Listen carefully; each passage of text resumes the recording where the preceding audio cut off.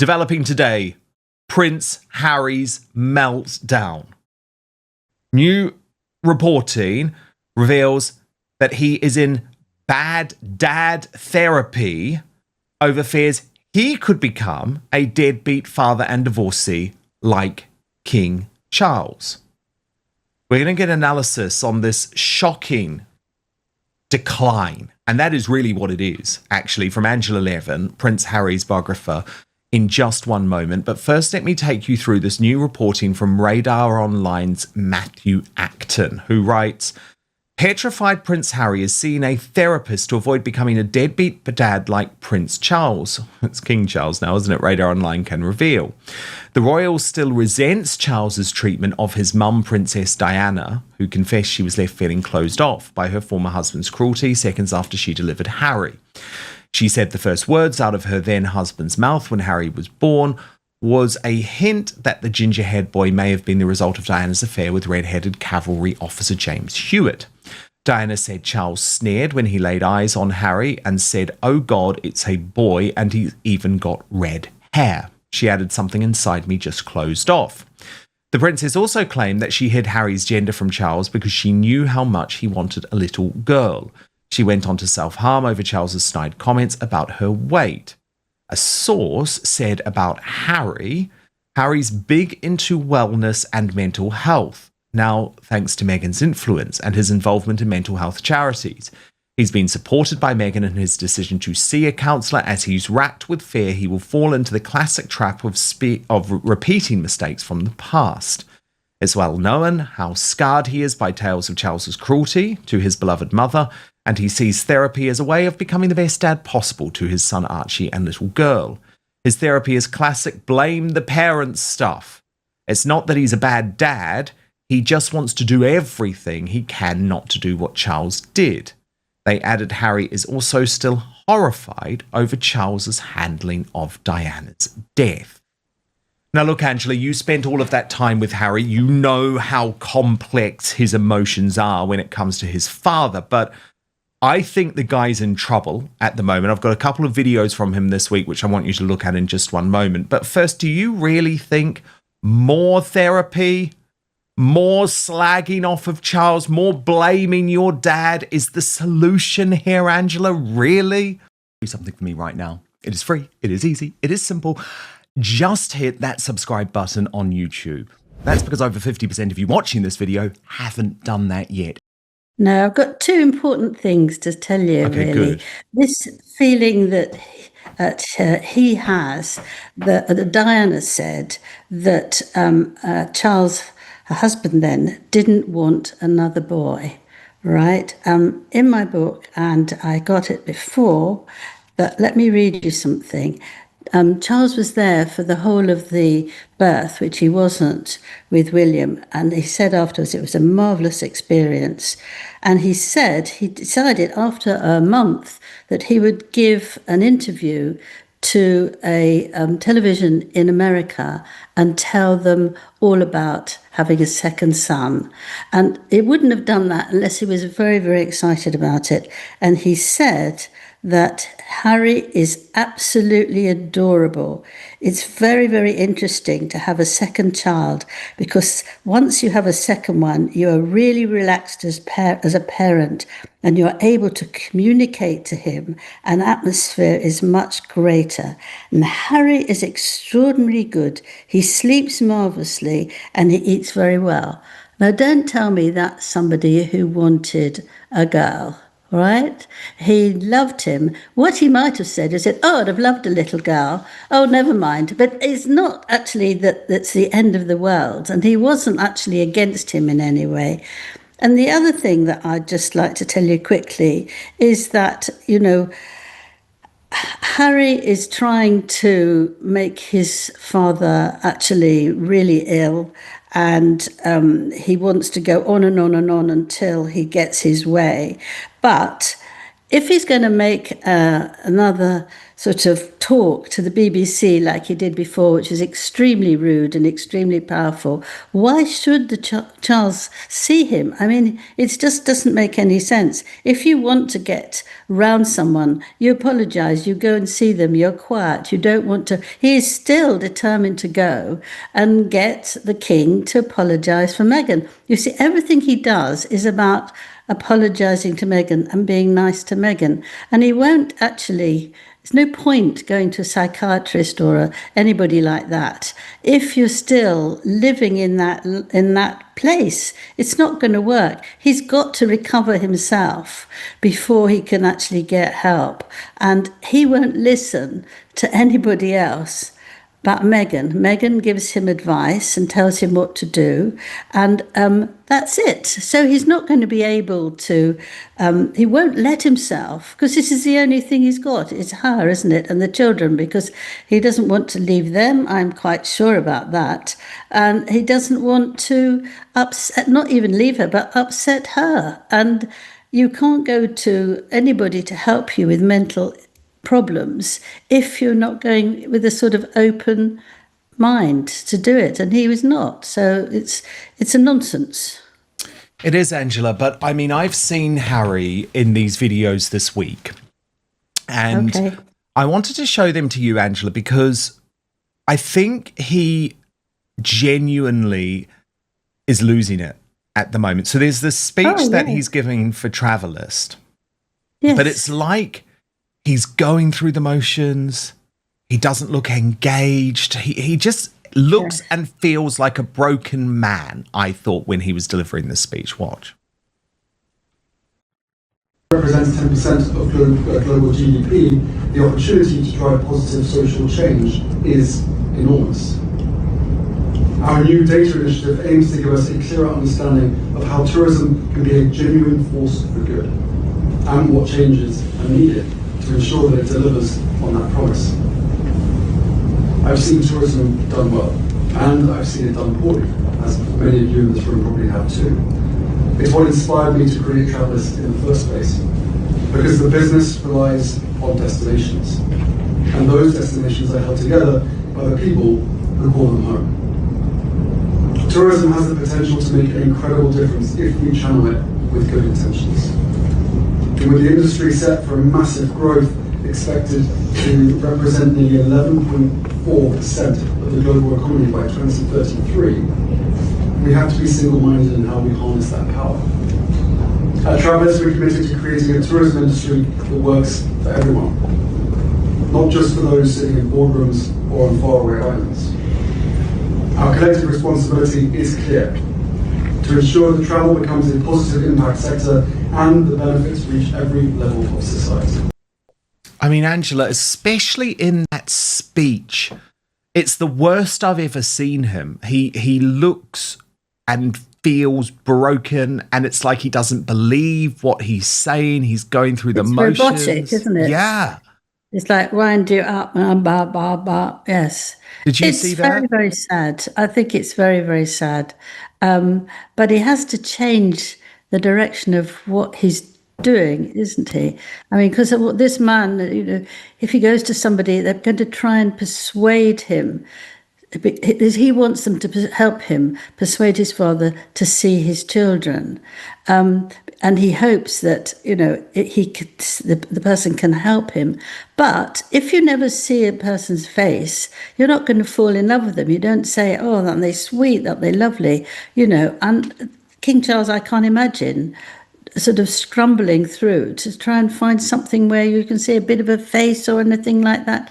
I mean, it has to be realistic. It's very, very difficult for him, but he needs a partner, i.e. Meghan, who will help him now and say, look, let me help you. Let me help you make yourself a different sort of a person. I know you love me. You've helped me. You've gone everywhere, every magazine to keep me going.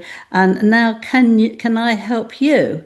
That might be helpful. Instead, she goes for a swing and brings in a bottle of wine and is absolutely me. And this is the tragedy. He can't go to 10,000 different therapists, and that nothing will happen if Meghan says, what you've got to do is me, go and send to do this, go around and sort that out and make sure they apologise to me for not putting me on the front. He can't.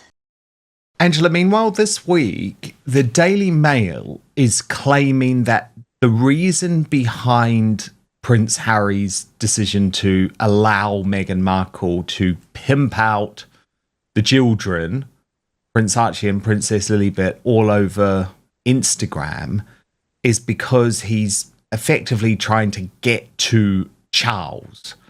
And they report that Harry's completely heartbroken and that Charles is now refusing to see Harry or the kids, even on Zoom.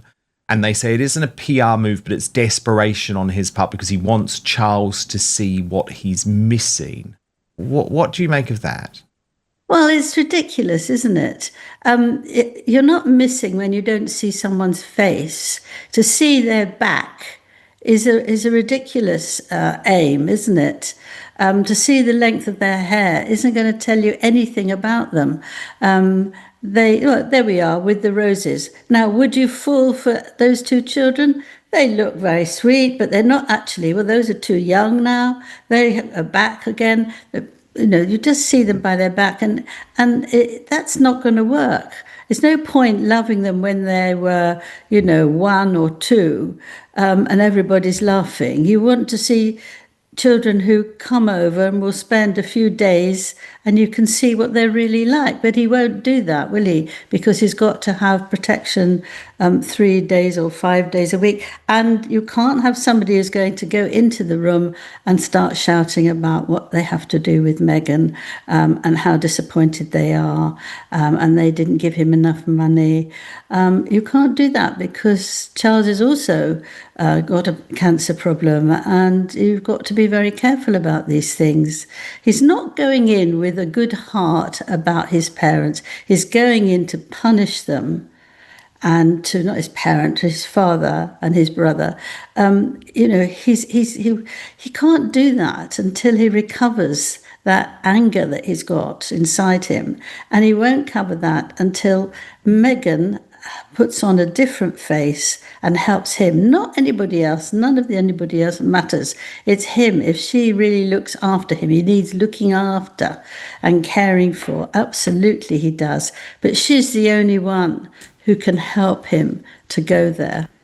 And she won't do that because she likes him just to be servile.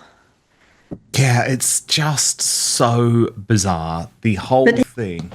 It's his fault. I mean, the way he behaved on the BBC was disgusting. His book was disgusting. The interviews are disgusting. You can't actually, unless you really, not grovel, but you can grow up and apologise and say, give me a chance and I will do my very best. But Meghan won't let him do that, and I can't imagine him doing it either. So, I think he's been to loads and loads of therapists, but they've never been able to help him because he won't let them. It's like if you are an addiction to drink, there's no point going to somebody who says, now you must stop. Because people can't. It takes them a long time. And until they really, really want to do that, it's not going to work. These are all very sweet pictures, lovely family pictures, but you're not really getting any idea of the child. And the child doesn't speak to you, doesn't know who you are. And so it's just... we don't even know if they are his. So it's just... Well, we certainly don't know if they're hers, do we? I mean, do you think Charles is even looking at this, Angela? Because he doesn't have a mobile phone, does he? No, he doesn't have a mobile phone. And what he doesn't want to do is to upset himself. He loves Harry, but he can't let Harry behave so badly. And all these court cases, he has to wait till they're all finished. There's one more because he can't be even thought of as actually criticising his own government. And so it's just not practical. If Harry stopped that, that would be a step forward. But he hasn't, because he wants to win that one. And so that stops Charles talking for him. And he can't anyway. And the trouble is that if he does talk to Harry about other things, about the weather or anything, Harry can say that he actually wanted to talk to me about the issue at court. And who would know otherwise? And he could lie. He's lied before, and he's lied many a time in his book. And that's that would be terrible for the king and terrible for the monarchy. Angela, Meghan Markle has also been exposed this week for lying in that Emma Grede interview. Now, we spoke about it earlier in the week and we decoded the whole thing. So, by the way, if you do actually want to know the truth about that interview with my analysis and Angela's expertise, then you can go and find that video on Instagram. But it was specifically, Angela, something that you pointed out, which was this claim from Meghan that she took Archie and Lily to sell their homegrown fruit and veg at the local market in Montecito. And I remember you saying, Angela, you immediately said to me on air, well, why have there been no pictures of this? How did this happen? Well, X under Elon Musk has this community notes feature, which effectively is a reader-generated fact check of lies that are told by people in the public domain. Like, you don't want to get one of these. Well, Meghan has, because the note has been added saying you need certification and approval in order to sell produce and other items privately. Their family is not listed. So, Angela, this was... I didn't... Yes, this was clearly... clearly, it was just a lie. It was just a lie. My goodness. Oh my goodness, that proves such a lot, doesn't it? Well, I mean, it didn't make sense to me that you would let a 4-year-old and a 6-year-old go and tell them that they can go and sell vegetables and fruit that they've grown in their own garden. But then she says she wanted to learn the value of money. Now, tell me a 4-year-old would understand what she's talking about money. A 6, maybe a little bit. But, would she leave them by themselves? Where was she? Who was there looking after them, for goodness sake? I mean, someone can come up and actually be very difficult, or steal them, or actually run off with them if they recognize them somehow by their backs or by their hair. It was extremely dangerous. I think she was very, very nervous in Emma Grede's chat together, and I think she was coming out with more and more things that come into her head and actually were nonsense. But that is stunning. Not me. But actually, Angela, according to Taz, has an interesting take on that whole answer too. She thinks Meghan is effectively trying to cosplay Catherine here. She writes, I remember reading several articles about Catherine and Carol Middleton teaching Prince George and Princess Charlotte about gardening, and they'd set up little activity stations to get them engaged so the children can learn about how food is grown so they can pick their own. She is such a stalker. All those years of the Tig blog and giving interviews, Meghan never had any interest in gardening, beekeeping, pet chickens, or making jams and preserves. Prior to her stalking the Wells family, and predominantly Catherine, she is obsessed with copying them. So that was another take on it all, Angela. I don't agree with that, really. I think you might not do all these things, gardening and all that stuff, without children. When you have children, you might want to do lots of different things. I mean, that's how you grow up. You don't actually stay doing the things you wanted to do as a single person. And also that children do love digging and making, put potatoes in the earth or something like that. And they really, really enjoy it. So I think that that's quite common. I don't think that maybe she's trying to do it against her sister-in-law, but actually I do think that you can't expect people to stay the same. and that you change enormously once you get married and you have children. You don't want to play the same games or do the same things. You want to do what they do. So, and it's very, very exciting and touching if you get them to sort of be thrilled to bits that they've got a tomato. I mean, really thrilled to bits. And I think that's fair enough. I'm very happy to criticise her all day, but I think that one, let her free on that one. Angela, you have been looking into this fascinating claim from Rebecca English in the Daily Mail that there was one word that made the Queen realise, the late Queen Elizabeth II we're talking about, that made her realise that there was no going back with Harry and Meghan, and it was the word collaborate. So what do you know about this? Explain the story. Well, when they said in 2020 that they wanted to leave the royal family, but they would like to pop in and pop out and, do something now and then. And the Queen had a long discussion with Harry. She wouldn't let Meghan come, which she was furious about. In any case, she was in Canada at that time, and said really what he wanted. And what they really wanted was to collaborate. Well, you don't say you're going to collaborate with the Queen, certainly not the late Queen Elizabeth, because you can't have it your way. She's the Queen. She makes the decisions. She knows what she wants. And you can see she really doesn't like her in those photographs you're showing. Rebecca English brought this out and said this. It was a piece in the Mail. And I thought to myself, that's very interesting. And right at the end, it says that unless they stop going on about this, there'll be a very, very difficult ending for them. And I thought, my goodness, because I know Rebecca English very well. She's absolutely brilliant. And she is so careful how she speaks about the royals and how she writes about the royals. She says, gives you the information, but she's very, very careful. This was a whopper.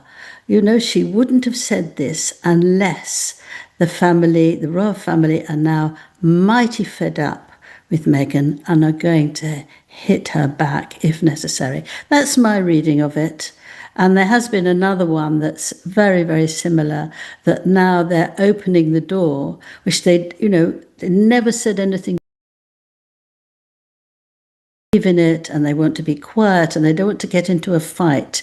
But the things she's now saying and the dances she does are too much. It's too vulgar. It's too many lies. And so what they're going to do now is actually come out with lots of things. And Rebecca said that she knows some of the staff who have been really damaged by Meghan being absolutely vile to them.